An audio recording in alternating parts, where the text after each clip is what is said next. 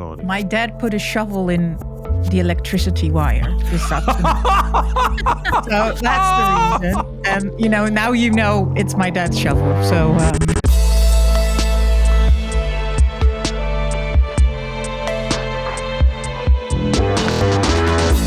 Welcome to Cloud Realities, an original podcast from Capgemini. And this week, a AAA episode where we are going to complete the Cloud on the Rocks series by looking at the transformation to being a product-based organization. I'm Dave Chapman. I'm Esmee van der Giezen. And I'm Rob Kernahan. And I'm delighted to say joining us is one of our pals, Jasmin Booth, who is Principal Transformation Consultant, Head of Product Delivery at Capgemini. Jazz, your title is like she sells seashells on the seashore. It's very long. Didn't even realise. How are you doing? Tell us a bit about yourself. Wonderful. Thank you. Very excited to be here. Finally, I've worked with Dave and Rob for a long time, and they finally invited me on the podcast. Would you say too long? No, never. But you would, not for me, obviously, but for Dave, you can tell us when he's gone. It's fine. We know. We worked with Dave a long time. Me and Ez and Marcel catch up. We just go, it's hard. Robert's here, everybody. Robert's here. How are you doing? I'm doing all right, Dave, actually. You know what's happening today? Switch 2 is getting delivered. New Mario Kart. I am very, very excited about this. I am pumped today. So now it's bigger. It is bigger. And now I assume that you're excited about the frame rate. Am I right? Oh, 120 hertz, buttery smooth gaming. That is the nirvana. If your monitor can't do 120 or your TV, get a new one. Good cable, plug it in. When you get all that working, it was the game like Mario Kart, which is very fast and frenetic. High frame rates are the differentiator in the gameplay experience. Now, would you say that Mario? I think I've got some insight into this, but would you say that Mario Kart is your favorite game? If somebody put a gun to your head, it's. Well, that's a bit extreme, David, but for a series of games. Mm-hmm.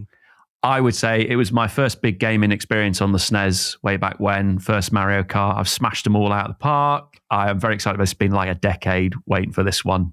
So it is absolutely there. The only other game series that I have absolutely properly enjoyed at the same sort of level is the Grand Theft Autos, which is just like seminal in the sort of what Rockstar have done with, and then it went on to Red Dead and GTA 6, unfortunately delayed, but out next year.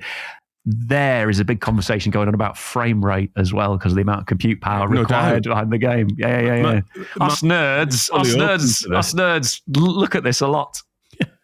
Esmee's here. How are you doing, Ez? Hi, I'm back again because when he started to talk about frame rates, I just checked out. I wondered why you just left to get a coffee or something. I'm actually just happy that things are working again, everything with plugs and electricity, because, we've got quite an old house and we're trying to restore like the lighting in the garden.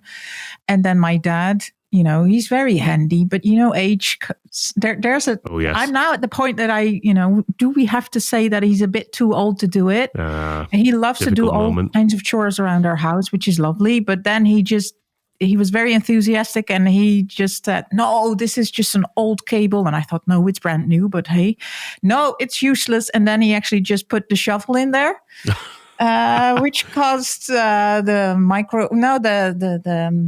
fridge stopped working, and now sometimes my lights start blinking in my home office. So you might want a professional to look at that, if I'm brutally honest, before your hair's standing on end when you walk into a particular room. I think I'm going to keep it a secret for him because I don't want to break his heart.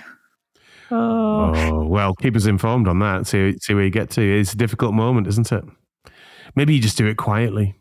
Yeah, I think so. Yeah. And maybe just lay in a fake one and let him restore that one.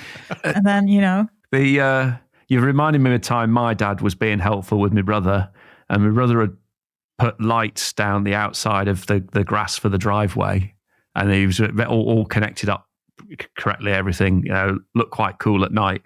And then my dad got on the lawnmower and then just drove over them all and smashed them all to pieces.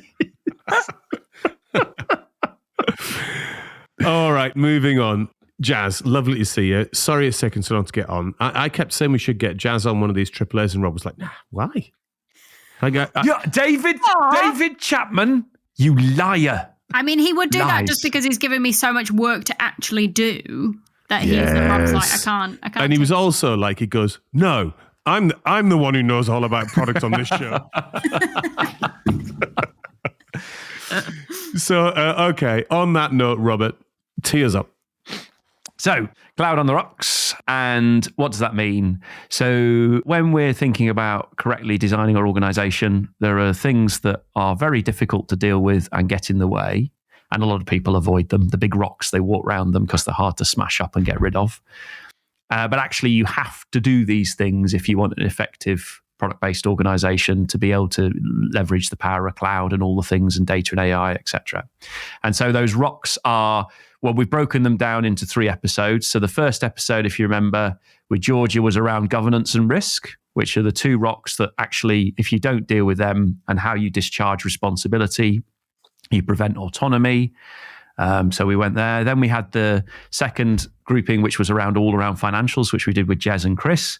And that is about if you don't rewire your finances to allow this type of organization to exist and thrive, then you just get lipstick on a pig. And then the last set are all about the product itself, which is the thing that we build that creates the outcome, the experience, etc. So that's around things like demand management, in interaction with business, how we deal with capacity differently, how we work differently as teams, and how we protect the human in the loop and try and defend against things like cognitive overload. So when you bring all those together, these 3 episodes will basically form if you did that, then you should end up with something really good at the end of it. Very good then. So on that note, let's delve right into the world of product. So let's start maybe with, what is a product, Jazz? In this sense, how would you define it? And I think that's always the hardest question, because I think and that's the question I get the most is like, there's much harder ones coming. yeah. This is going to be a fun record. Yeah. This is the basic one at the start. I mean, product means 1,000 different things, right? If you go into a supermarket, the shelf, the things on a shelf are technically a product. But I think in our world, we're always talking about digital products. So something that is created using technology that will ultimately solve a problem or provide some form of value to a user. And sometimes that can be a bit intangible because, a product could be just one application, or a product could be a set of applications. You could add hardware into it. You could add many things into it. So it can tend to be a bit amorphous. But that grouping is important, I think.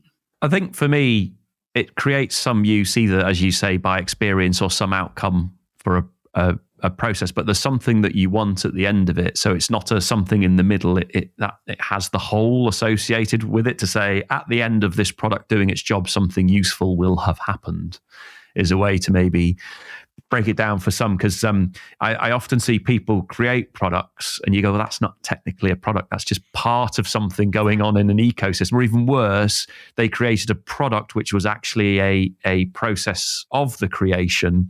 And they say, well, that's a product. You go, no, because that will die in a year and products are supposed to survive and thrive. That's the whole point, isn't it? They're there, they stick around. So yeah, for many, it's quite a variable conversation. Let's try and get a little firmer than that then. So is it to do with the measurement of the thing and the output of the thing, or is it the thing itself? That's very existential. That's what we're all here for. I mean, that's probably one of the best times you've actually ever homed us in on the podcast, Dave. I'm quite impressed. I mean, I thought I'd start today. I mean, you're actually doing your job today, which is good. Thanks very much. Thank you. We thank you for your service to podcasting. I come here to try my best, Robert. What I love about this question is it's a really hard question, what you've just said. And you've put yourself as, I'm not going to get involved in the answer. This isn't my first rodeo. What you've done there. I see what you've done there, Dave. I'm like, clever Dave. This is all you backpedaling to try and avoid answering the question, is it? I'm hoping by the time, if I just babble enough, you'll forget you asked the question and we'll move on. I've almost forgotten the question at this point. The listener will be going, oh, what are we talking about again? Yeah, exactly. What are we talking about? I think it is. I think it's both, right? Because I think it links back to what Rob said: is that the product is the value that the product creates, but that that doesn't exist without the actual thing itself, right? You've got to focus on both. The reason I did probe it is because I think these sorts of things are at the heart of why people struggle with this stuff, right? Yeah. So they'd be like, oh yeah, we want like a Spotify model and we want to have products. But they're coming from like a legacy environment. So then they go, well, is the product the mainframe? Like, is what the mainframe does, is that the product? So should we put a product team around that? And that's not the case, is it?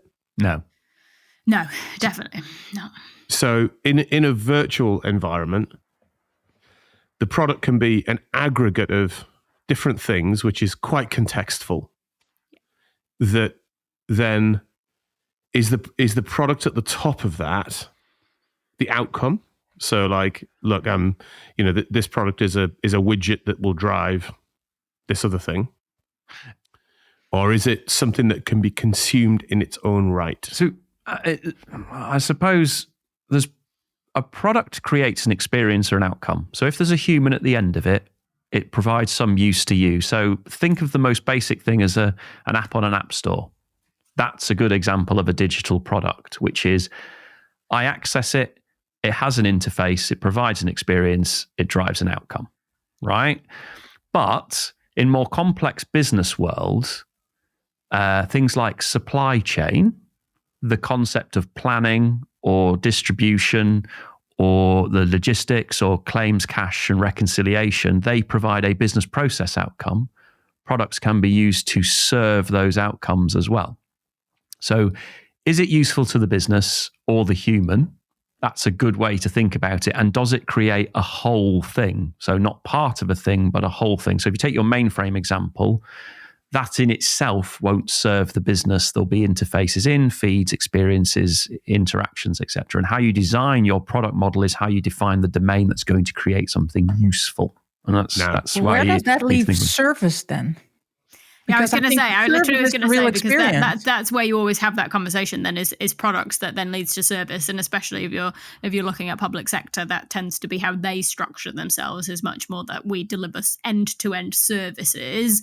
And my examples are all, the government might deliver an end-to-end service of, delivering a court hearing or managing an animal disease. And actually that's the end-to-end. But then that service is served by multiple products that come together to deliver that service. And so, your Gov UK website form that you start to fill in, your case management system, all of these are products that then pull into that service construct to take it forward. And so you can start to then have the layers. And I think it depends on every organization I work with will structure their product, service, platform, component, all of this in a very different way.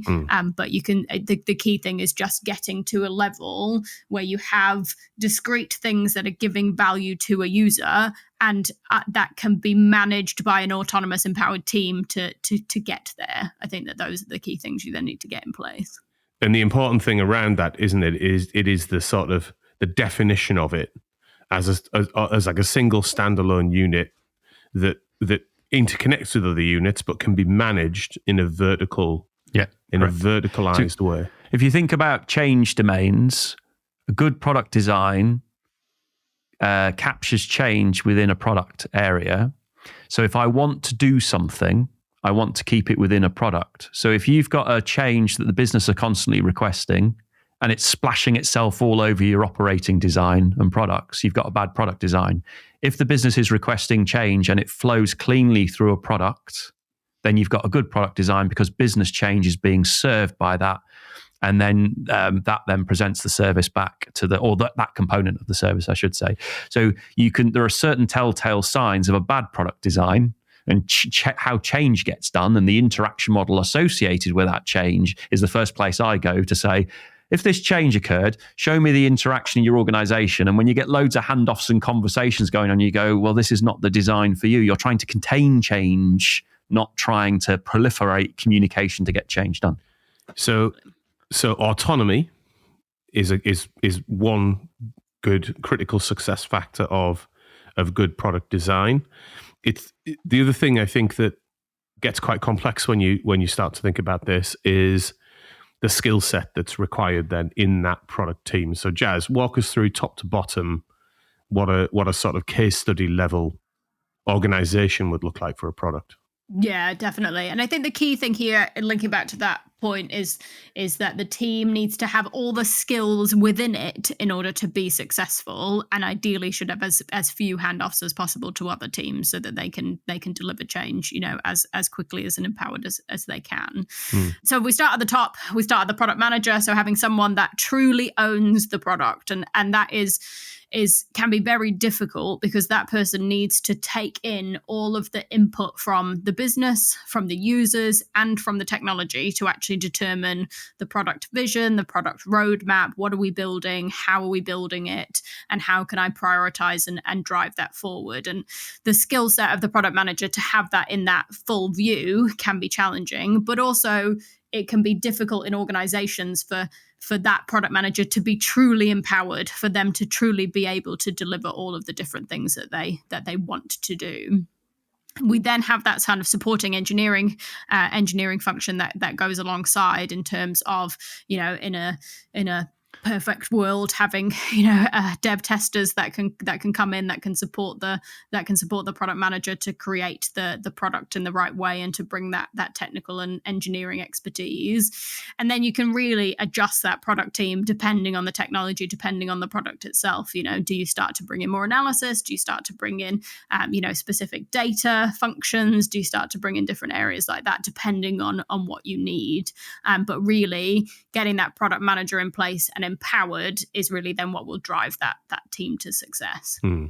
And in the skill sets that you've just gone through there, I guess there's a couple of things I want to dig into. The first is, are those skill sets transferable skill sets from a pre-product organization, like say an ITIL structure organization? I'll come back to the transition between the two in a bit more detail in a second.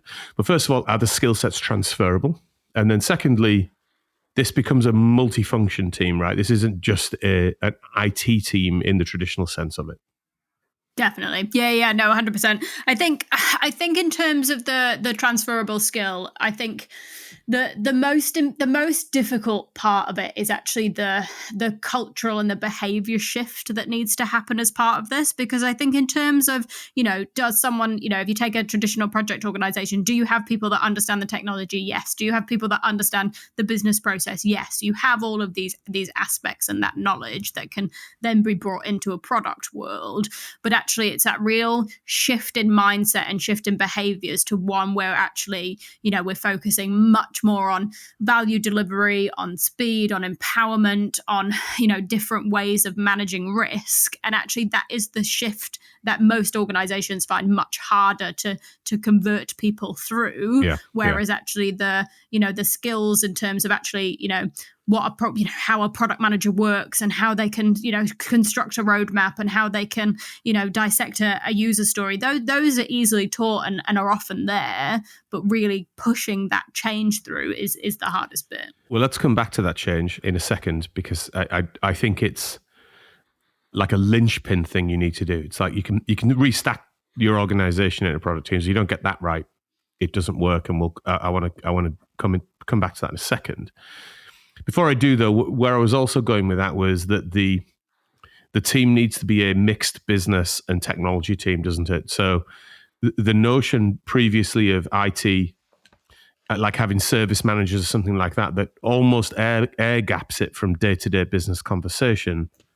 Again, if you don't resolve that and have the product team stretching between IT and IT infrastructure development all the way up into business decision making, it's also likely to be less effective, right? Yeah, definitely. And I mean, that's what you see in true product organizations. The whole concept of IT is gone, right? You just have the product. There is no, and I've said this on multiple clients that we work with, you're throwing away your old department, right? We are just this new product organization. We are together and everyone needs to be cross-functional across all of the areas. So yes, your business areas need to become more technology, get more technology expertise, which can be done and can be adaptive, but also our technology really needs to get much closer to the business. So really stopping to have those lines, really changing that that those structures that you might have in place in terms of, like really rigorous front doors or, like kind of BRM type models where actually you really kind of separate the two organizations, all of that disappears in this model and they come together. And there's that thing, I'd be interested in your view on, we have to kick the tech teams to become more business focused and do something useful for the business and avoid doing tech for tech's sake. But there's this thing about conversation that has to go on in the business that says you need to be aware that your future business model will involve technology. It is probably technology. It's the classic, we're a software company and we happen to build something. What's your view on the acceptance of who's first to move? IT, fun to come up, but the business where have you seen the enthusiasm from the business go, and what sort of cycle do they go through when you're basically saying you've got to become tech savvy now because it's your future? Yeah. And I mean, I think it obviously will depend on the client and the organization. I generally, and it might just be a because of where we sit, but generally we see the change coming from technology because fundamentally as part of technology, we have people that are like, no, I want to get more involved. I want to understand and drive it from a forward perspective. I think from a business perspective, there sometimes can be reticence in terms of, am I now taking on more risk for something I don't really understand? Am I taking on something that maybe isn't particularly stable and I need to own that? But also getting that understanding from a business perspective that actually when you get much closer to technology, we're not saying to you, hey, suddenly you need to care about what security patch goes in on the 7th day of the month and what this component means. It's not that at all. It's actually just getting much closer to a product roadmap and a product way of working, of deciding what the functions of this technology is and what it does. And I think getting people to understand that differentiation between the really techie stuff that actually will carry on, right, with the tech team versus actually the business just moving into this more product layer is so important. I think to add on to that, it's also very powerful if you hear C-level say, we're going to be a tech company.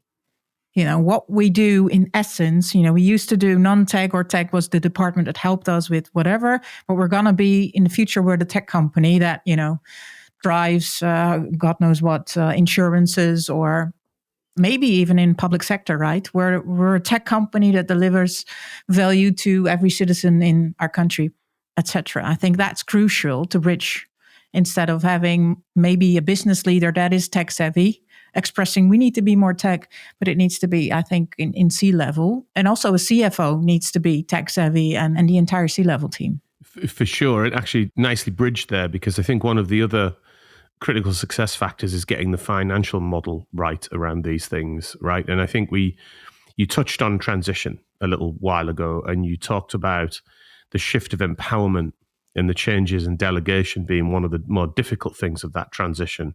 But getting the financial model right alongside that, I think, is equally critical, isn't it? Yes, Dave, and that's what we explored on the other AAA with Chris and Jez, is that for a product should survive and thrive, and to allow and be self-contained and have autonomy. So the outside governance has to be there. But if the finance isn't aligned to the product structure, and this is where the CFO really needs to rewire their P&Ls, then it's very difficult for the product manager to be able to achieve the outcomes that we've just all discussed about why a product's useful. They do something for the business that's tangible. Well, then you need to fund them so they're able to achieve that goal. So finance doesn't flow for the product to the product, then that's a problem. And CFOs who keep layer cake funding, where a product has to pick and choose its funding from all the place, it's incredibly difficult and just hinders everything and slows up. And so that's, if you don't get the finances right, products don't work, full stop. So I think that brings us nicely to a bit of a summary around, if you get the autonomy right and the autonomy and the empowerment right, the right skill balance connected in an operating model that allows that to be a multi-skill, so both business and digital skills in the tower, and then the financial model right, you stand a good chance of that autonomous unit of product working. But of course, that happens within large-scale landscape changes. So let's actually talk about that transition. And let's take it from a point of view of a traditional ITIL organization, which are generally quite centralized. So functions get pulled together. That's often for skills reasons or efficiency reasons, but it can create a lot of handoffs. Then you have to have process that link all of those things together. And it can be that then that creates a tick speed, whether that's a good tick speed or a bad tick speed, by the way, across an organization. When you shift into product, you go into this more verticalized, autonomous set of structures. How on earth do you start to approach something like that? It is a significant organizational, financial, and cultural shift, right? You've just literally there are whole careers in the question you just asked there, Dave. I mean, that is my whole career. Yeah. You've basically just asked a career question. Exactly. What do you do, Jasmin? Which is why don't you just go through when they're like, what do you do? Do you get that when you work in our industry? I'm asking the right people now. And no, when you work at just a side point, when you work in that industry and you go to like a barbecue or whatever, a soiree, and somebody says, "Oh, I'm a policeman," or "I'm a plumber," or whatever, and they go, "What do you do for a living?" And you go, "Stuff." Yeah. Literally. Literally. If you ask any of my friends, they'll be like, it was an expansive but also very niche question. You're like, I don't know what they do for a living, but they talk a lot. Yeah. They do talk a lot. Exactly. In abstract terms. Yeah, right. And that is it. Because it is like to do that transformation is it covers so many areas, and it can't be underestimated in terms of the effort that is required and the buy-in that is required, and how this is a real significant kind of cultural shift. And so I tend to, structure the programs, the transformation in a way to kind of kick off the big building blocks. So actually, what is this future vision we're trying to get to? What is the value and the vision that we want to unlock? And if we can pin everyone to that, and we know the benefits, then that will really help to then pull everything alongside behind. But you then need to really take each individual chunk and start to think about how we can transform it. Some of the things we've already talked about. Finance, what does that look like? What is the governance redesign? What is the team redesign? What is the strategic roadmap redesign? How do we structure our value streams or our product teams in a way that makes sense? And then really the biggest bit is then how do we upskill people and bring people along that journey in order to deliver this? And so really it is, like I say, it takes up all of my time, and generally it will take months and years to deliver and to do this properly. But actually, you have to take it in the round. You can't just go to somewhere and say, "Oh, great, I'm just going to pop a product manager in this team, and we're product now." Job's done. We're a product org. Yay! Let's go. And actually, I mean, that was a joke, but actually that happens, right? Yeah, it does happen. Yeah. People restack their IT organizations into these, in inverted commas, product teams without the empowerment and without the financial support for the situation. And things don't go great typically. Yeah. And that happens more than you think. And not even like, oh, we're going to put a product manager in. Oh, we're going to take an existing role. We're going to take a project manager and we'll just change a couple of letters. Yeah. There's a very interesting dynamic that occurs in organizations that actually causes a massive issue, which is products create a power-based change. So traditional IT organizations have heads of service and support financial lines, and they have programs and they have financial lines. And when we talk about rewiring the org, you're basically giving power and control to what is the product manager and being able to discharge responsibility through their organization to create an outcome. So you're basically taken two power bases and converted them. And what happens is, in the conversation in the organization, is people understand that power bases are shifting and change. So for traditional thinkers in more of the ITIL sense, although ITIL is attempting to catch up, although hasn't really made it, they start to see that shift happening, and that puts lipstick over on the pig, basically. That is you're not really creating the foundational change that's needed and changing the power bases to create the right outcomes. And it's a power play political situation that starts to unfold in front of your eyes. And the organizations that have the bravery, and I'll use the word bravery, to change the power bases are the ones that are successful. And the ones that just don't want to upset the people to say, actually, your role's going to change, I think, don't succeed. Well, let's just pick that scab a little bit and why that doesn't work, just to illustrate the point, because I think it's a critical one. And when you see organizations are not fully committed to this change, this is why it falls over for me, which is often you're doing this change because you're trying to improve your productization and reduce your time to market for new capability and change your delivery method from being large-scale waterfall to constant incremental change. And you get situations, don't you, where they move to the cloud and then they move into one of these structures and they're like, well, they haven't got any faster. I'm like, well, okay, so just walk me through the approval process then. They're like, no, we set out a roadmap, then we go to a governance group, and then that governance group tells us whether the roadmap's right. And then we go back and we iterate the roadmap, and then when we've done that, then we have to write a business case for one of the first things, because then we have to go to the person who's holding the purse strings. That's the issue, right?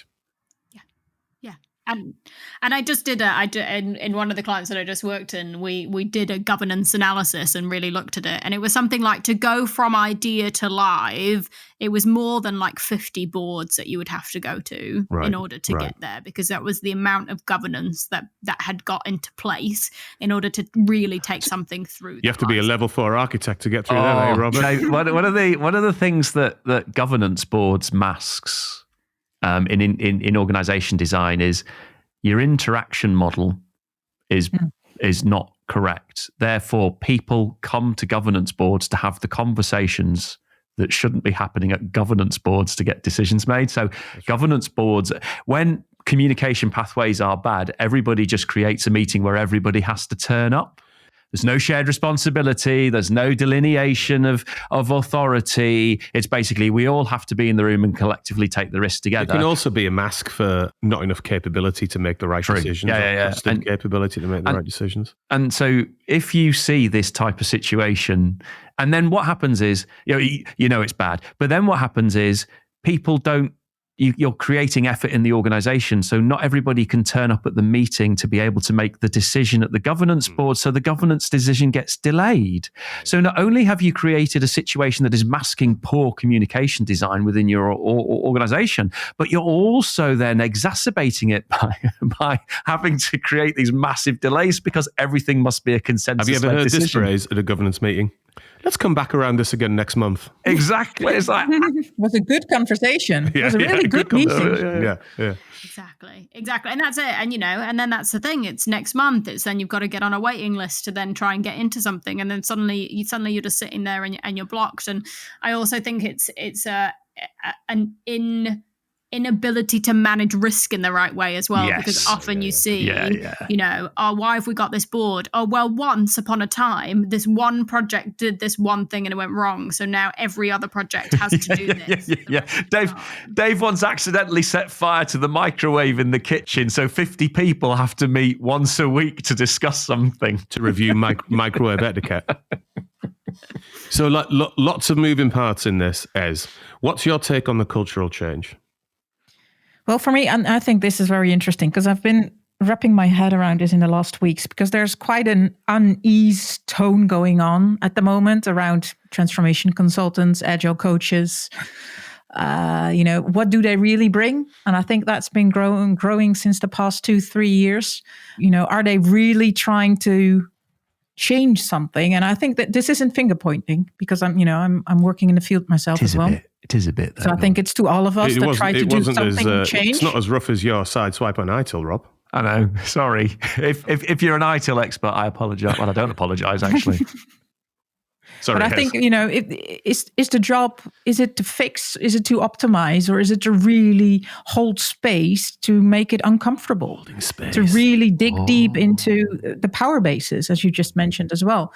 And I think that is the holding space and tuning your own instrument, I think, is as a change agent in whatever role you have, is key. And you can never stop learning to, make sure that instrument is clear and that what you bring to the table is actually changing something, or it's opening up a conversation instead of you using your own power base because you feel responsible of the change or the success of a transformation. But then I think the essential question is, what is a successful transformation? And who are you yourself as a person to state that you're able to make it a success? You know what I mean? There are two things in that resonated with me. The first was the personal responsibility that you have in these sorts of new structures. I'm not suggesting that anyone ever did this, but you can sort of hide in some of the other big constructs and maybe not be as good as you need to be, because governance will kind of mask so many different things. But then in this structure, when you're asked a question, you're expected to be able to answer it. You're expected to be able to move on it. You're expected to keep your skill sets, kind of up to date, your credentials and credibility up to date. And it's, to put it crudely, it could be a lot more effort. So if you looked at that as being effortful rather than I'm really excited about doing these things, it can be a difficult individual journey, can't it? You hit a very good point about the personal responsibility. I like to believe in my head, in Happy Land, that everybody comes to work to do a good job and is highly motivated. But in real land, in real world, unfortunately, the behaviours that you described there, Dave, exist. Okay, you can't do anything about it. It's just the reality of the world we live in and where motivation truly comes from. And so what I do think is this organizational change exposes that, like you're calling out. And that's a big uncomfortable moment for a lot of people, that actually we make decision-making and empowerment much more efficient. We expect smaller groups to be able to push forward with things and take the risk. And that can create a squeaky bum moment in the reality of the day-to-day. Do you see that in practice, Jazz? What needs to be done to get the individuals who are going on this journey, many of which perhaps never wanted to, or they're within a change rather than managing this change. Is there a high level of resistance to it typically? What's the mix of it for you?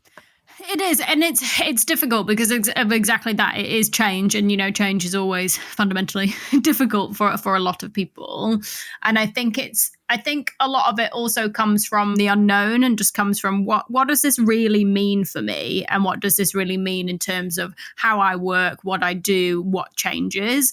And especially because when you're going through this type of change and this type of transformation, we can have a lot of ambiguity whilst you're going through. So we don't have all the answers for how everything is going to work. We don't have all the insight, and that can therefore make people feel quite uncomfortable and resistant, because they know how everything works at the moment. They know what board they have to go to. They know what process they need to follow. And we're saying, hey, actually, we're going to change all that, and this is what it means. And so I think really, alongside, like I said, alongside giving the training and the upskilling and all the other nice things that we do to get people ready to work in this way, a lot of it is about really making time and space for people to go, right, things are going to change. You need to kind of behaviorally, culturally be ready for this and be ready to go on this change journey and manage that throughout. But that is a difficult thing to do, and often, as you will know, with a lot of general transformation, is the people bit is often the bit that's ignored or not done.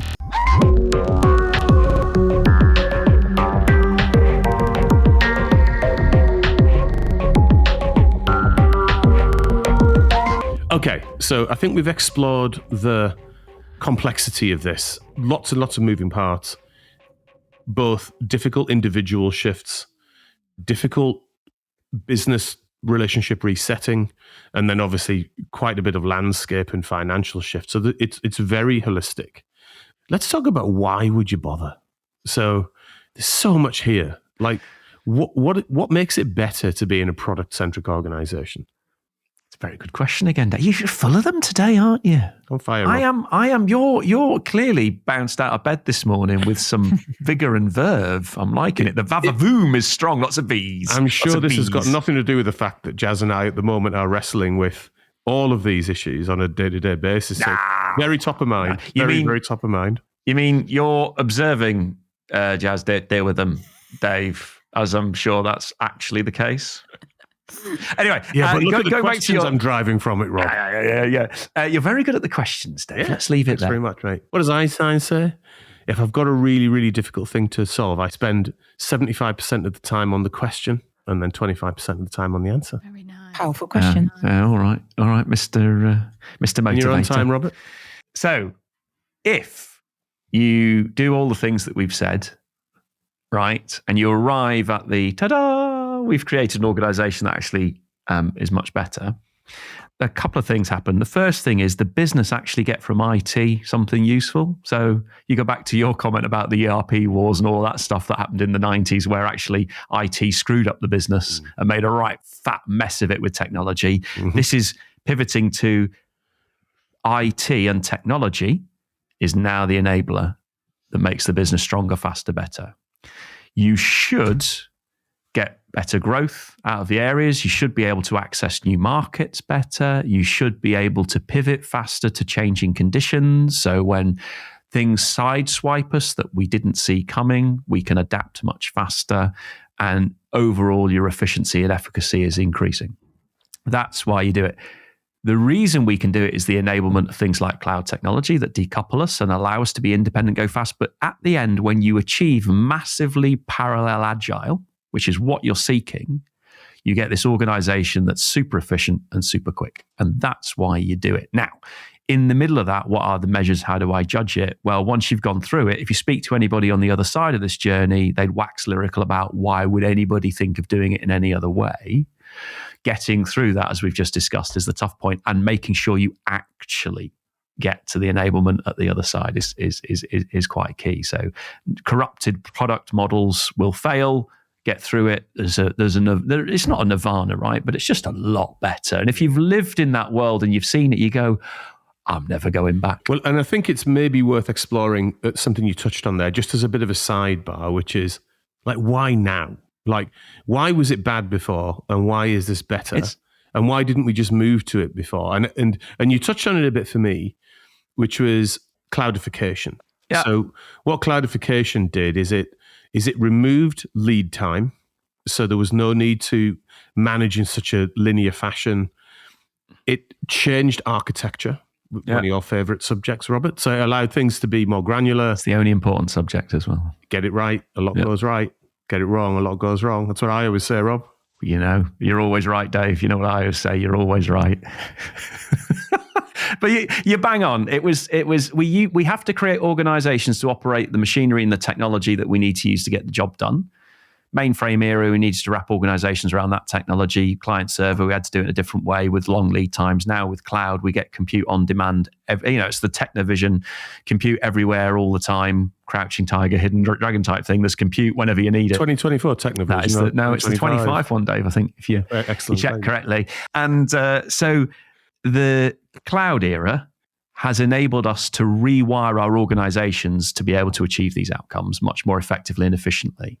You could have done it in the past, but it would have been incredibly expensive and clunky. And now it's cost efficient and much easier basically to get access to the compute as and when you need it. And that is the fundamental enabler that has enabled us to say, we can build our organizations differently now. So Jazz, what are the things that you need in place? Really, we talked a little bit about some of the things like autonomy and blah, blah, blah, but let's just go a level deeper. What are the things that you really need to be getting right to get this stuff done? Yeah, I think the key thing really is getting the leadership buy-in and the vision in order to make this change. And that involves getting the buy-in not just of a specific part of the organization, but getting the buy-in across all of the different areas. You cannot do this, and you cannot do this successfully if it is only an IT-driven change. If you don't have the business alongside, if you don't have finance, like we talked about, then you will not be able to actually drive that change. So in terms of the areas that we need to be successful, I think there's a few key areas that we need to focus on.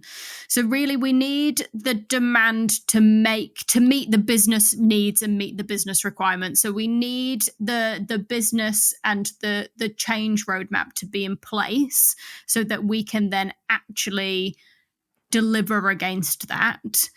And within that, we need capacity within the teams in order to make that efficiency.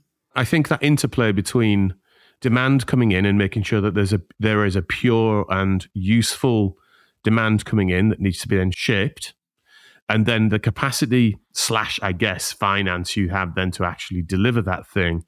The heart of that's the backlog, right? So people use that term a lot, backlog. What's a good backlog, Jazz, and how does that function properly? Definitely. And I think it links really closely to the roadmap. And what is that roadmap, that vision that we can see moving forward? So at your highest level, you have your roadmap. It then decomposes down into maybe a value stream backlog, maybe then a product team backlog. And the aim there, we're really with that demand is to have that golden thread from your strategy objective through the roadmap, through the backlog to the teams. And I think by structuring in that way, you have a consistent view and a consistent ability to restructure and to change priority based on what is happening. And I think if we look out into the world today that we have, things change so quickly now. We're really in this world of uncertainty. And so by working in this way with the backlog, with the teams that are able to adapt really quickly, it means that actually we can say, hey, look, here's our backlog. We need to reprioritize it today. Hey, we need to change this roadmap and we need to put this first, because actually we can adapt much quicker to changing needs, and that really drives that product way. You remind me of a fun conversation I had with somebody who was learning products, and they were from a service background. And I said, well, of course, something might happen with the product, and we might choose not to fix it because we deem a priority sits elsewhere. So we know there's a problem. The users are coping. Everybody's aware of it. We'll get to it maybe, or maybe we won't get to it. And this bit, but no, we have to fix everything. And you go, well, you don't have to actually. You might say that feature's going to replace it anyway. And it's that thing about that uncomfortableness to say, no, there's an SLA. You have to fix it. It's a priority too. It gets done. And you go, well, actually, we might choose to use that capacity in the model differently. Right. It's a conversation between the business and in the product that says, actually, we prefer you get that out than we don't care that it's green and it should be blue. And that for me was always highlights to me this point about no. That's one of the big differences is you make a conscious decision to do work or not to work, not based on some commercial basis, but where the benefit really lies. So I think in that then there is the service relationship to backlogs as portfolio. How does this sit alongside portfolio? Is this a replacement of a portfolio function? Is it an enhancement of a portfolio function? No, I think if you have real good portfolio, like in a value management office on C-level, that's where your roadmap should come together with your strategy, with the outside, with consumers, with customers, with whatever is dealing on the outside. And that should trickle down and cascade all the way down to your roadmaps and then into your teams and in the end, should be the feedback loop all the way back again. What do you see happening with the product, with how it's being used, how services are being rated, and then should, go back into a continuous loop.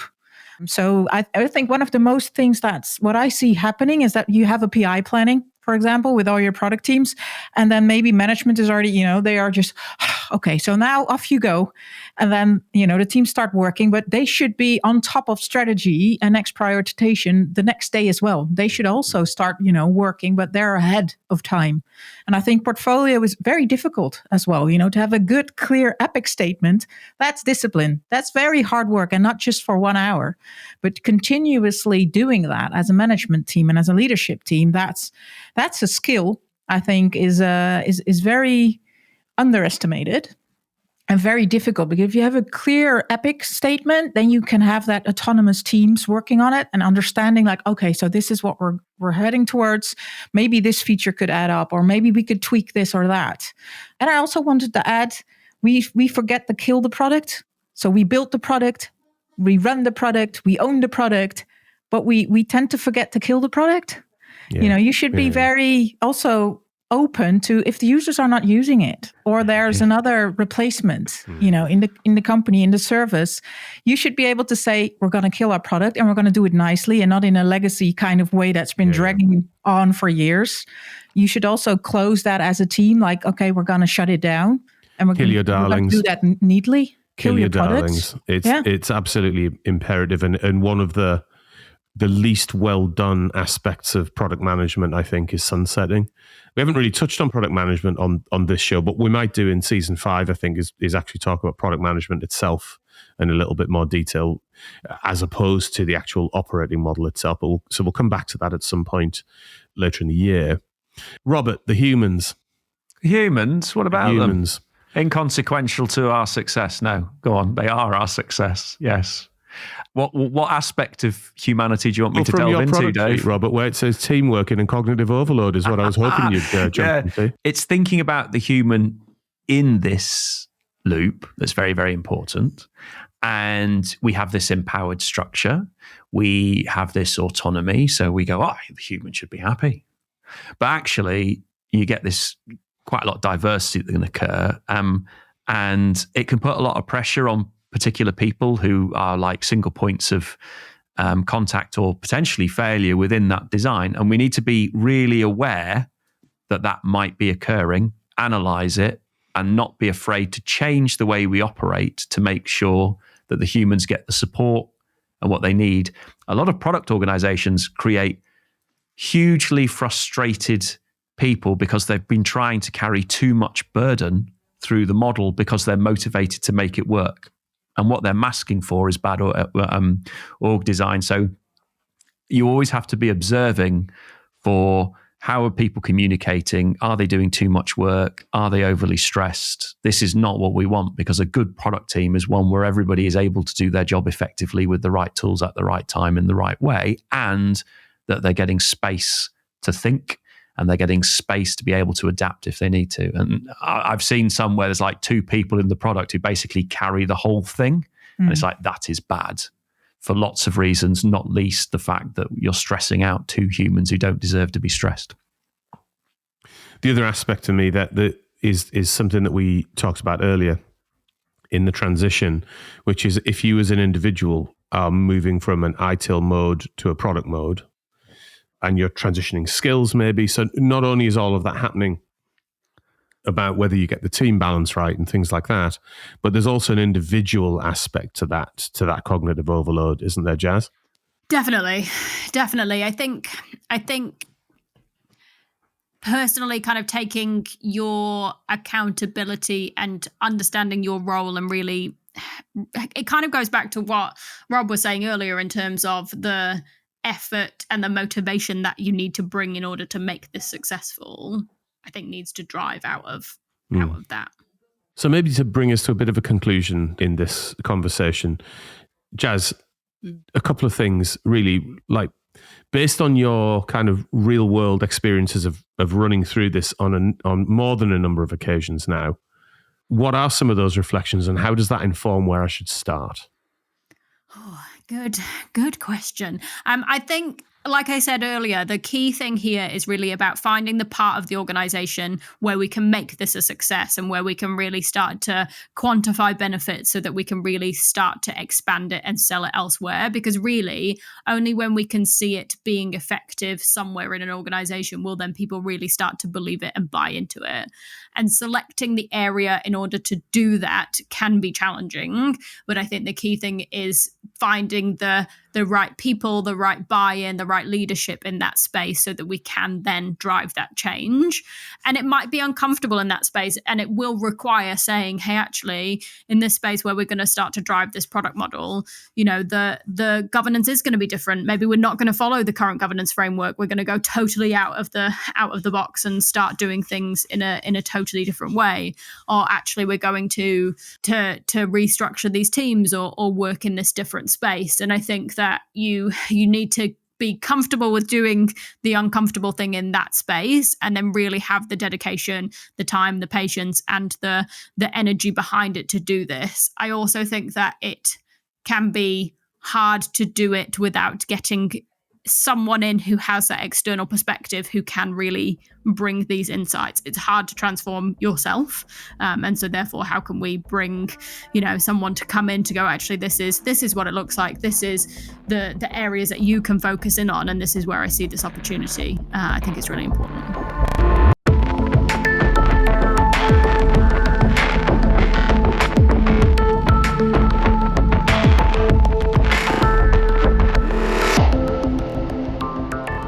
So I think we did that justice, didn't we? I think broadly we did, yeah. Had a good conversation there about closing out on our big rocks. Cloud on the rocks, David, cloud on the rocks. Well, I mean, Robert, you love that phrase, so explain to everybody now what on earth it means. So when we look at building better organizations, there are big rocks that we need to smash and get rid of. However, they're very uncomfortable rocks to deal with, and a lot of people will walk around them and find ways to bypass them, and it creates corrupted structures, and then you're just living in a horrible hybrid place that isn't exactly what you do. So we've explored it over 3. So we talked about the need for better governance and better risk management, and that's the bit that surrounds us and how we operate. So allowing empowerment, getting rid of the 50 governance boards, getting smaller groups of people to make decisions, but doing that in a way that's appropriate, right? So, we still need to be aware that some decisions might be risky and we want to control them a bit more than others, but allowing the variation to be in the system for that to be effective. Then we discussed the big one for me, which is the financials, which is for an organization to work, its financials need to change because an organization looks like the financial model that drives it. Ergo, you don't change the financials, you just get lipstick on a pig. And then we've explored the product itself, which is the thing that creates the output, the experience, etc. And that's critical. Things like, how do we deal with demand from the business? How do we integrate the business? How do we make sure our capacity is efficient? How do we make cross-team collaboration effective? And making sure we protect the humans and don't drive cognitive overload. So those are the 7 rocks we've explored over 3 episodes. And these are the most difficult challenges to crack. But when you do crack them, you get to that much better place that we've basically discussed and described. So be bold, be brave, take the difficult decision, and do actually put proper change in, and don't just avoid it because it's the easiest thing to do on the afternoon. Great guidance. And what I've said to folks on a number of occasions during these transitions is change requires change. It isn't as simple as restacking an organization. It is as deep as talking to your board about how you change delegation of authority, how you change financial delegations. And if you don't be bold in the way that Rob says, you ain't going to get the sort of outcomes, I think, that you probably desire. Ez, what are your reflections on the big rocks? I think it touches upon like a small part of the complexity.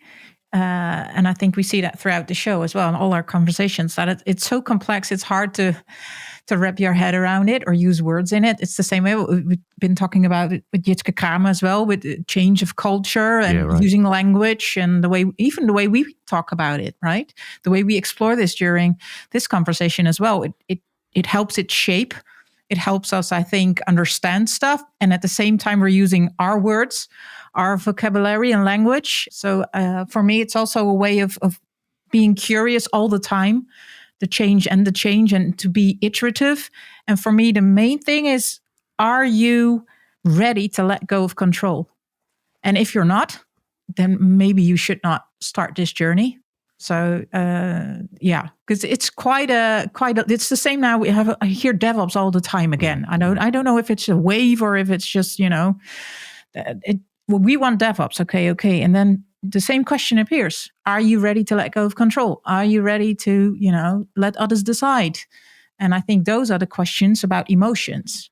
Those are the crucial ones. And I hope we see that happen more often, to have those conversations. Now, David, as is the AI information age that we live in, I actually got the intelligence age, Robert. The intelligence age. I actually got AI to write a haiku about the rocks and the success that you get. Is it going to be inspirational and moving? This is going to be the inspirational quote at the end as we end our art. Is this going to be when history looks back on? This is what people remember. This is the moment. This is going to be the moment. This is the very thing. What were you wearing? Yeah. What were you wearing when you heard this haiku? Yeah, where were you? Breaking rocks in twain. Progress hewn from stony veins. Performance is gained. I mean, that clears it all up, doesn't it? Bet you're glad you came, Jazz. I'll take that with me as I go. All right, look, we end every episode of this podcast by asking our guests what they're excited about doing next. And that could be something in your personal life. You've got a great restaurant booked at the weekend, or it could be something in your professional life, or a bit of both. Jazz, what are you excited about doing next? I am excited about this weekend. We're going for afternoon tea on a steam train. Sounds very nice. Which one? It's going to be great fun. My grandma is visiting at the moment, and so we're off for the train. And it's through down in West Sussex, and it's right by all the wineries as well. So very nice. Yeah. Is it the Bluebell Railway? Yeah, the Bluebell Railway. Yes, I have been on it. I did in the Christmas one. Did you? And is it a cream tea? I think so. So we just need to ask. Oh yeah, this is important. Which order do you do the jam and the cream? I'm a jam first, cream second. Come on, Jazz. Exactly, mate. Exactly. Right. It's the only way. Cream is not a replacement for butter. Correct. And you need to be able to put more on. Did you two have this conversation before? We have not had this conversation. Just sensible-minded.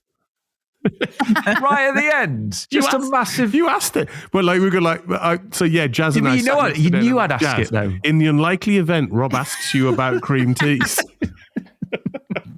What happens is there's a pre-briefing we do just to discuss the conversation. Do you do a post-pre-briefing, which is, and P.S., if Rob says any of the following, make sure these are your answers. He's the trigger point. It's how to trigger him on the pot.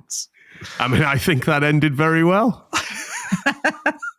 If you would like to discuss any of the issues on this week's show and how they might impact you and your business, please get in touch with us at cloudrealities@capgemini.com. We're all on LinkedIn. We'd love to hear from you, so feel free to connect and DM if you have any questions for the show to tackle. And of course, please rate and subscribe to our podcast. It really helps us improve the show. A huge thanks to Jasmin. Our sound and editing visits Ben and Louis. Well, our producer Marcel is yet again on a holiday. He's climbing God knows what type of mountain. Climbing some big rocks. Yeah. Big rocks. He's taken it a bit too literally and actually gone rock climbing. He's gone rock climbing. I think he misunderstood the theme. And of course, thank you to our listeners for holding on. See you in another reality next week.